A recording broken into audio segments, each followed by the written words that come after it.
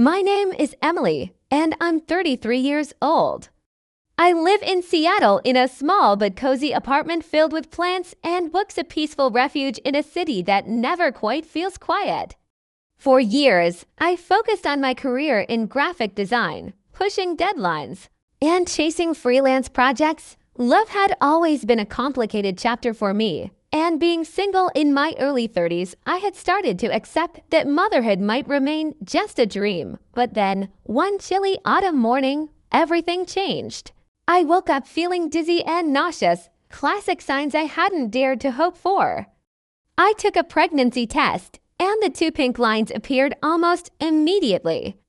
My heart jumped out of my chest. I was pregnant. The news felt surreal, like something out of a movie. I wasn't sure how to feel: excitement, fear, joy, anxiety, all tangled into one overwhelming wave. But beneath it all, I knew this was what I wanted, what I had waited for, even if I hadn't admitted it to myself. I decided I wanted to share this news with my family in a way that felt special. My younger brother, Jake, is married to Olivia, and they have a lively 2-year-old boy named Max. Max and I are close. I babysit him sometimes, and he's one of the few constants that makes family gatherings bearable. I thought, what better way to announce my pregnancy than involving Max? So I bought him a tiny t-shirt that read "Future Best Cousin." It felt perfect, playful, sweet, and hopeful. The plan was simple. At our upcoming family dinner, Max would wear the shirt. When he pulled off his sweater, everyone would notice and realize the news together. The day of the dinner arrived with a strange mix of nerves and anticipation. I spent the morning pacing, rehearsing how I would say it, how I would react. Would they be happy? Would they be supportive? Or would I face the cold indifference I had sometimes felt from parts of my family? Jake and Olivia's house was warm and bustling when I arrived. The smell of roasting chicken and fresh bread filled the air.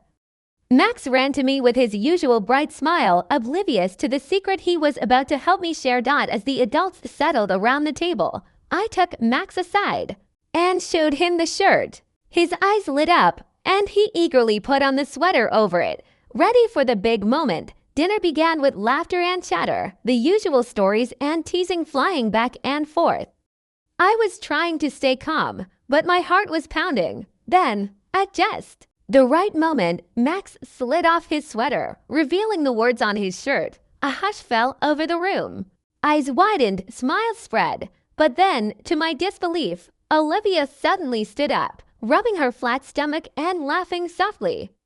"Looks like someone else has news too," she said with a mischievous grin. My family's gaze shifted to her. "Oh, Olivia," my mother exclaimed, beaming, "we thought it was you." I tried to speak up, to say that this was my announcement, but my voice caught in my throat. Everyone was looking at Olivia, congratulating her, showering her with questions and smiles. I felt a sharp sting in my chest, like I'd been pushed aside in my own moment. Olivia caught my eye and gave a small, knowing smile she didn't correct them. She let the misconception continue. My mother, sensing the tension, snapped at me quietly, "Don't be rude. Just congratulate them." I sat back, swallowing the lump in my throat. The room buzzed with excitement, but I felt frozen, invisible, and utterly alone. That night, I cried quietly in my apartment. My joy had been stolen before it even began. The next morning, I woke up feeling like I'd been hit by a truck, physically drained and emotionally drained. I replayed the scene from last night over and over in my mind. How had my moment been hijacked so completely? How could Olivia just sit there and let them believe she was the one pregnant? I tried to shake off the sadness and anger as I got ready for work, but deep down, I knew this was only the beginning. That afternoon, I sent a group message to my family chat. I wrote carefully, "Hey everyone, I just want to clarify, the pregnancy is mine, not Olivia's. I'm really excited and hope you all can support me." Seconds ticked by, then a flurry of replies came in. Most ignored my message altogether, continuing to chat about Olivia's pregnancy glow and baby plans. A few messages were outright dismissive: "Relax, We all know it's your news. My brother Jake wrote, but even his words felt half-hearted. Olivia didn't say a word. That silence hurt more than anything. Later that evening, I decided to confront Olivia directly. I called her. She answered casually, her voice light and playful. Hey what's up? I took a deep breath, trying to keep calm. Olivia, I don't understand why you didn't correct everyone last night. It's my pregnancy, and it hurt that you let them think otherwise. There was a pause on the other end. Then she laughed softly. Oh, come on, it was just a joke. Everyone was having fun. Why take it so seriously? I felt my temper flare. It's not a joke to me. This is my life, my child. I wanted to share that moment with my family, she sighed. Look, maybe you're just too sensitive. It's not like I'm actually pregnant. You're making a mountain out of a molehill. I couldn't believe the callousness in her voice. Olivia, this isn't about sensitivity. It's about respect, she scoffed. Respect. You want respect, but you can't even handle a little teasing. My hands trembled as I ended the call. I sat on my couch, heart pounding, feeling betrayed. The next day at work, I tried to focus, but my mind kept drifting back to that conversation. How could someone be so dismissive of something so important? That evening, I gathered my courage and decided to tell my mom what happened. Her reaction stunned me. She shrugged. Olivia's just joking around. You're making it awkward for everyone. I blinked in disbelief. Mom, it's not awkward. It's hurtful. I'm the one having the baby. She looked away. You need to learn to pick your battles, Emily. Family isn't always fair. I wanted to scream. Instead, I whispered. I just wanted them to be happy for me. But happiness felt miles away. As days passed, the family gatherings became more strained. Olivia seemed to enjoy the attention, and the rest of the family followed her lead. Every time I tried to speak up, my words were drowned out or dismissed. One night, during a group video call, Olivia casually mentioned baby names for her child, laughing as if it were all a game. I wanted to shout, to make them see what they were doing to me, but the weight of it all was crushing. I realized this was more than a misunderstanding. It was a silent war, and I was losing. That night, I cried again, alone in my apartment, clutching the small shirt I'd bought for Max. My pregnancy, once a beacon of hope, now felt like a battlefield, and I wasn't sure how much longer I could fight. Days turned into weeks, and the atmosphere around my pregnancy announcement only worsened. Olivia's subtle games and the family's cold shoulders made every interaction a minefield. I felt trapped, isolated in what was supposed to be a joyful time. But then, something unexpected happened. One afternoon, while running errands, I bumped into Mrs. Harper, a longtime family friend and my mother's old college roommate. Mrs. Harper was visiting from Portland and happened to be in my neighborhood. She greeted me warmly, her eyes kind but sharp. Emily, dear, I heard about what's been happening. That poor girl, she said softly.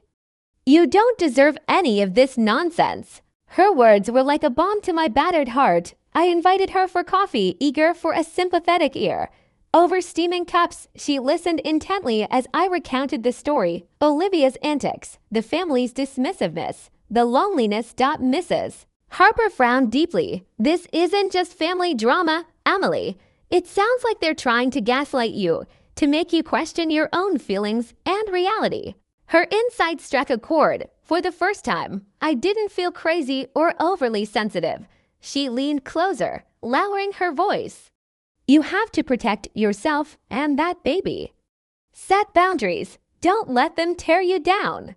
Encouraged, I decided to stand my ground. But Olivia wasn't done. A few days later, I overheard a whispered conversation between her and my brother Jake. She was suggesting they organize a family intervention to convince me to stop being so difficult and accept the family's wishes, code for silencing me. I felt my stomach churn. Their plan was to isolate me further. I knew I had to act. That night, I called Jake directly. Jake, I know what you and Olivia are planning. I'm not some child to be controlled. His voice was defensive. Emily, we just want peace. This is tearing the family apart. I took a deep breath. I want peace too, but not at the cost of my dignity or my baby's future. He was silent for a moment. Then, surprisingly, he said, maybe. Maybe Mrs. Harper was right. Maybe we've lost sight of what matters. For the first time, a crack appeared in the family's united front, but Olivia was furious. The next day, she confronted me at Max's preschool drop-off. The tension had been simmering for weeks, but tonight it boiled over. Jake's birthday dinner was supposed to be a happy occasion, a chance to forget the drama and just enjoy family. But as soon as I walked in, I felt the cold stares and whispered comments. Olivia was there, glowing with that smug smile, her hand resting lightly on her flat stomach as if to remind everyone who really owned this pregnancy saga. Max ran up to me excitedly, clutching a small drawing he'd made. Look, Aunt Emily, I made this for the baby. My heart warmed a little. For Max, this was still a happy moment. As we sat down to eat, Olivia began her usual subtle provocations, a joke here, a sly comment there, all aimed at getting under my skin. I tried to keep my cool, focusing on Max and the birthday celebration. But then she made the mistake of asking loudly, so, Emily, have you picked out any names for your baby yet? Or are you still keeping it a secret? The room went quiet. All eyes turned to me. I felt the weight of their gaze, the judgment, the skepticism. My chest tightened. I took a deep breath, and in a voice steady but fierce, I said, yes, I have a name. It's very special to me, and it's mine to share when the time is right. Olivia rolled her eyes. Sure, whatever you say, my mother muttered. Emily, stop making this about yourself. It's Jake's birthday, not a stage for your drama. I looked around the table. Friends, family, people who were supposed to care, and saw their faces. Some sympathetic, many indifferent, others annoyed. It was clear they had chosen sides. Feeling overwhelmed, I stood up. I'm sorry, I didn't come here to fight. Olivia smirked. Then why don't you leave? I didn't answer. I gathered Max's hand and walked out, my heart breaking. Outside, the cool night air hit me like a shock. My phone buzzed, a message from Jake. We're sorry. Don't take it personally. Family is complicated. I wanted to believe him, but the hurt was deep. That night, I lay awake, staring at the ceiling. Was this what motherhood meant? Fighting for every scrap of love and respect. Could I survive this battle without losing myself? For the first time, I seriously considered putting distance between me and my family. Maybe, just maybe, I needed to protect myself and my baby. Above all else, the morning sun streamed through my bedroom window, but I barely noticed. Sleep had eluded me once again, tangled in the web of family drama and relentless anxiety. That day, my phone buzzed with a message from an unknown number. I hesitated before opening it. The text read, Emily, it's Claire, Olivia's college friend. I know what she's been doing, and I can't stay silent anymore. If you want to know the truth, meet me at the cafe on 5th Street at 3 p.m. My heart raced. Was this a trap or a lifeline? I debated for hours, but decided to go. At the small, cozy cafe, Claire sat nervously stirring her coffee. She looked around, then leaned in. Olivia has always craved control, she whispered. She's manipulated your family to isolate you. Twisted stories, lied about her own feelings, even spread rumors to make you look unstable. I stared, shocked but relieved to hear confirmation from someone outside my family. But why now? Why tell me? I asked. Claire sighed. Because I can't be part of the lies anymore. And because I believe you deserve to know. As we talked, Claire handed me screenshots, messages Olivia had sent to other friends, mocking me and plotting to keep Emily in her place. It was painful to see, but also empowering. I thanked Claire and left with a new resolve. However, the day took an unexpected turn. At work, I found out that Mark, my closest friend and confidant, had been talking to Olivia behind my back. Later that evening, Mark confronted me. Emily, you don't understand. Olivia's side of the story is complicated. You're making things worse by pushing her away. I felt like I'd been punched in the gut. How could you? I whispered, tears burning. I'm trying to be fair, he said quietly. That moment shattered something inside me, but the revelation from Claire and Mark's betrayal sparked a fire. I realized that if I wanted to protect myself and my baby, I couldn't trust blindly anymore. The battle was far from over, but now I was ready to fight smarter, stronger, and with open eyes. The weight of betrayal hung heavy on my shoulders as I walked into the small counseling office for the first time. I wasn't sure what to expect, but I knew I needed help, not just for my sanity, but for Max and the baby growing inside me. Dr. Harper was calm and understanding, listening patiently as I spilled out my story, the family drama, Olivia's manipulations, the isolation, even Mark's betrayal. You're not alone, Emily, she said softly. Setting boundaries is your right, and protecting your mental health is essential. Her words gave me strength I hadn't felt in weeks. At the same time, I reached out to a lawyer who specialized in family law and custody issues. I wanted to be prepared for any eventuality, especially given how toxic things had become. Meanwhile, Olivia wasn't sitting idle. Word spread that she had started organizing family gatherings, painting herself as the victim of my coldness and jealousy. She sent messages to relatives, trying to turn them against me, twisting facts to fit her narrative. But then something unexpected happened. My aunt, Grace, always quiet and overlooked, called me one evening. Emily, I see what's happening, and I want you to know you're not alone. I'm tired of watching Olivia manipulate everyone. I'm here for you. Tears welled up as I realized that not everyone had been blinded by Olivia's act. With Grace's quiet support, I felt a flicker of hope. That same week, Olivia confronted me face to face at a family brunch, her smile tight and forced. Why can't you just forgive and forget? She demanded. You're making this harder than it needs to be. I met her gaze steadily. Forgetting isn't an option when my peace of mind and my child's future are at stake. He sneered but said no more. That moment crystallized everything. This was no longer just about family squabbles. It was a war for respect, for truth, and for the right to protect what mattered most. And I was ready to fight. The morning news was supposed to be a distraction from the chaos consuming my life, but instead, it became another battleground. Scrolling through my social media, I froze. There it was, a viral post with a twisted story about me, painted as the jealous, unstable woman ruining her family's happiness. Screenshots of private conversations had been leaked, distorted to fit a narrative that wasn't mine. Olivia had taken her game online. The comments were brutal, strangers judging me, calling me names, and questioning my character. My phone wouldn't stop buzzing with messages from acquaintances and even distant relatives. My chest tightened, panic threatening to overwhelm me. But then, out of nowhere, a message popped up from a woman named Rachel, a local investigative journalist I'd met briefly at a community event months ago. Emily, I've been following what's happened. If you're willing, I want to help tell your side of the story. Hope sparked. We arranged a meeting in a quiet cafe where I laid everything bare, the lies, the manipulations, the isolation. Rachel listened intently, taking notes, asking sharp questions. She promised to help expose the truth and give me a voice. But as the weeks went on, something shifted. I discovered that Mark, the friend who had betrayed me before, had been feeding Olivia details about my meetings with Rachel.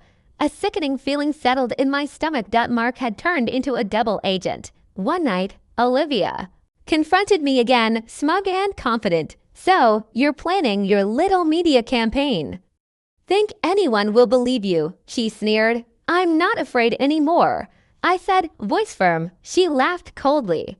You should be. With trust shattered and battles mounting on all fronts, I realized this fight was bigger than I imagined. But deep down, a stubborn flame burned. I would fight for my peace, my baby, and my truth, no matter the cost. The constant storm of accusations and lies was wearing me down.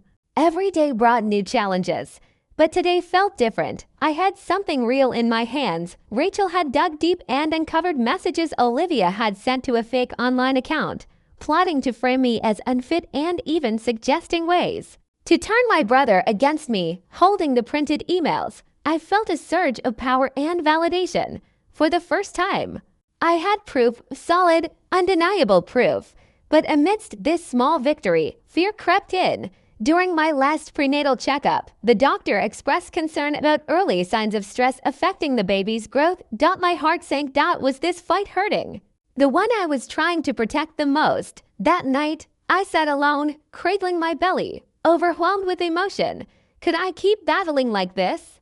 Was it worth it? The doorbell rang. Grace, my aunt, stood with a basket of homemade soup and a gentle smile. I thought you might need a friend right now. Tears streamed down my face as I realized I wasn't as alone as I felt. The next day, I called my brother. With trembling hands, I shared the evidence Rachel had found. For the first time, his voice wavered. Emily, I had no idea. I want to believe you. Let's fix this together. Hope flickered. This might be the moment everything changed. But the road ahead was still uncertain, and I was ready to face it step by step.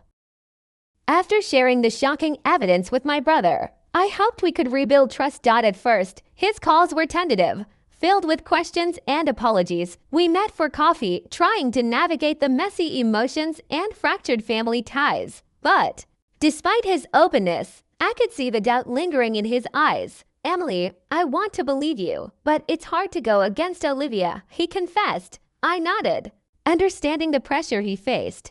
Outside the fragile conversations and attempts at reconciliation, my own fears grew louder. Late at night, I found myself staring at the ceiling, overwhelmed by the weight of motherhood and isolation. Was I strong enough to raise a child surrounded by so much pain? Just when I felt completely alone, an unexpected message popped up from Alex, my ex-boyfriend. I heard what's happening. If you need anything, I'm here. His words stirred a complex mix of feelings, gratitude, confusion, and caution. I debated whether to accept his offer. Could I trust him again? Despite my doubts, I realized I needed all the support I could get. Sometimes, the hardest battles require unexpected alliances. The fragile truce with my brother gave me hope. Finally, someone who truly saw the truth. We spent hours talking, unraveling years of misunderstandings and lies. Mark's betrayal lingered in the back of my mind, but for once, I felt a flicker of family. Yet peace was elusive.